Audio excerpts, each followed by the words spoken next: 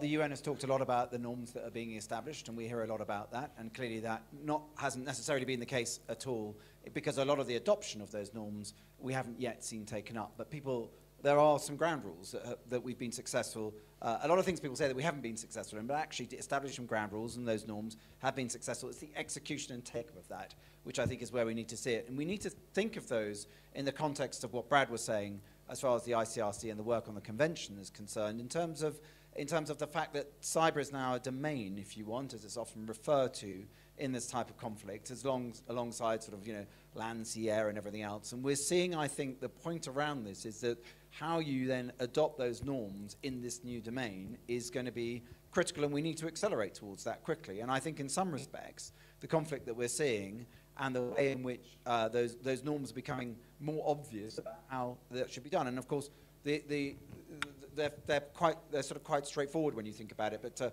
sort of pick one or two about, you know, we should attack our capability for, you know, for life type services like water, like healthcare, for example. And those are things that I think that we should really concentrate on now, accelerating, as we can see the impact of this type of stuff, especially because the sort of things that we've been seeing are quite availability focused. So they've been denying capability to allow things to work.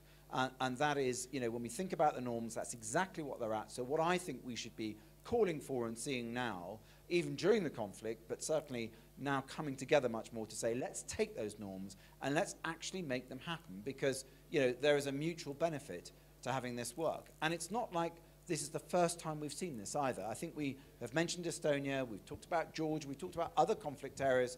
We haven't necessarily seen the integration of cyber in the domain in the way in which we've seen it this time, but it's not brand new. And I think the urgency, therefore, to take up those norms and actually get on and execute them and put them in place has never been greater. And in terms of the norms, is any information sharing process between organizations, enterprises, about what you are personally learning inside or your own organization? Absolutely. So, you know, at DXC we have a lot of ability to, a lot of customers that we work with globally, and through things like the Tech Accord. It's not just me, I'm not just saying here because I'm sitting here today, but it genuinely is the case that we're seeing now sharing happening in all sorts of different ways. And let's not forget, you know, at DXC we had a number of thousands of staff in Ukraine, and so let's not forget the people we're going to start with people here, and about how we managed specifically to ensure that we brought our staff to safety and moved them to safe locations and make sure that they continue to operate as well. And it's been an unbelievable response from the staff themselves. So sharing information, not just on the level of you know, cyber, because it's what we're here to talk about, but also other things as well. How do you deal with the conundrum where potentially banking systems aren't available? How do you pay people and all the rest of it? You know, things like that, very practical considerations as well. So it's not just information sharing about, you know, the things that we're really bothered about on this panel and more broadly around cyber, and how we can use that information to actually detect. And I think that's probably the one area where, when we talk about information sharing, that is detecting those signals that allow us then to concentrate our effort to be able to ensure that the effects that are trying to be achieved can't be achieved, is probably the area where I've seen information sharing being most practical. But it's many different aspects of information sharing. Alyssa, you made the point earlier as well. I mean, I think that purpose is a really strong unifying thing, and one of the reasons why we're so keen to be involved in that. But also you made the point earlier about how you flow down, and you were saying about, Carlos, about how you flow down technology to make it easier to consume. And let's face it, as a security industry more broadly, we're very good at dreaming up new stuff and layering in more controls and seemingly making it more complex. I see that there is a real tipping point, and a lot of our customers, even large enterprises, really struggle with that, as we all know. Boy, when you get down into smaller organizations when faced with that. So I see a natural evolution to your question, I think, is about how do we actually bake in more of those things that are the must-dos. And for any of us involved in the security space, you know, there's lots of things you can do. And I'm sure Jamie will tell us more than anyone here that actually, when being involved in the sort of things that Mandiant are involved in, when you come down to it, there are a few things that seem to trip up most organizations all the time. And if only we did those things a lot better, then we could create a much better, more secure environment. And I think it's those sorts of things where we, again, as a tech accord, need to look at how do we provision and make sure that those sets of tools are perhaps easier to consume, more available to those customers, and not only to customers but also to others as well.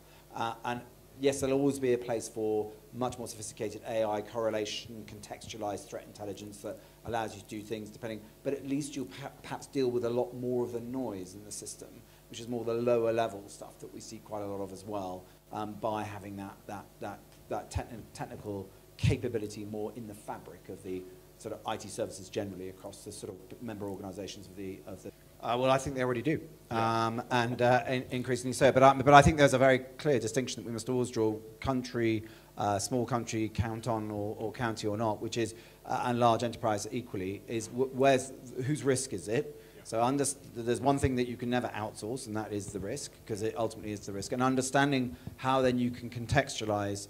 Yeah, because we often use terms like threats and risks slightly interchangeably. You know, you have threats, you then have, you know, an entity that is operating. How you match those threats then leads to, well, what risk does that pose to you?